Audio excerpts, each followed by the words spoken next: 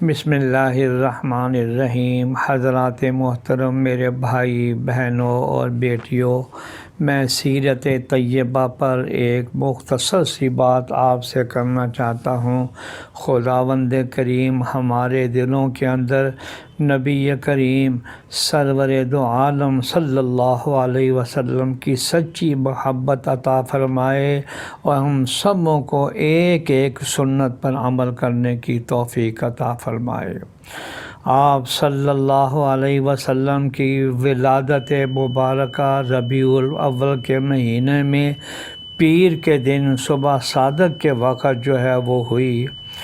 آپ صلی اللہ علیہ وسلم کی ولادت بابرکت کے بعد بہت سے عجائب قدرت کا ایسا ظہور ہوا کہ کبھی دنیا میں وہ باتیں نہیں ہوئی۔ بے زبان جانوروں نے انسانی زبان میں آپ کی خوشخبری سنائی، درختوں سے آوازیں آئیں، بت پرستوں نے بتوں سے آپ صلی اللہ علیہ وسلم کی خوشخبری سنی۔ دنیا کے دونوں بڑے بادشاہ یعنی شاہ فارس اور شاہ روم کو بدریہ خواب آپ صلی اللہ علیہ وسلم کی عظمت سے آگاہی دی گئی، اور یہ بھی ان کو بتایا گیا کہ آپ صلی اللہ علیہ وسلم کے سامنے نہ صرف کسریٰ و قیصر بلکہ ساری دنیا کی شوکتیں سرنگوں ہو جائیں گی۔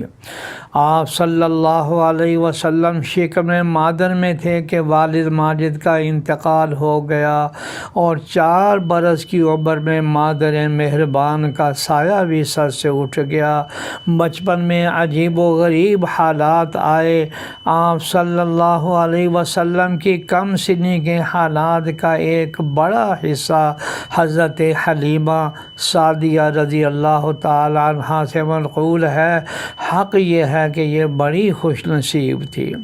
بت پرستی اور بے حیائی کے کاموں سے آپ صلی اللہ علیہ وسلم ہمیشہ پرہیز کرتے رہے۔ آپ صلی اللہ علیہ وسلم کی صداقت اور امانت نبوت سے پہلے بھی تمام مکہ میں مشہور اور مسلم تھی، حتیٰ کہ آپ صلی اللہ علیہ وسلم کا لقب صادق اور امین تمام لوگوں کی زبان پر تھا۔ جب آپ صلی اللہ علیہ وسلم کی عمر گرامی 25 سال کی ہوئی تو حضرت خدیجہ رضی اللہ تعالی عنہا کے ساتھ آپ صلی اللہ علیہ وسلم کا نکاح ہوا، جو خاندان قریش میں ایک بڑی دانشمند اور دولت مند خاتون تھی۔ نکاح کے وقت حضرت خدیجہ رضی اللہ تعالی عنہا کی عمر 40 سال تھی۔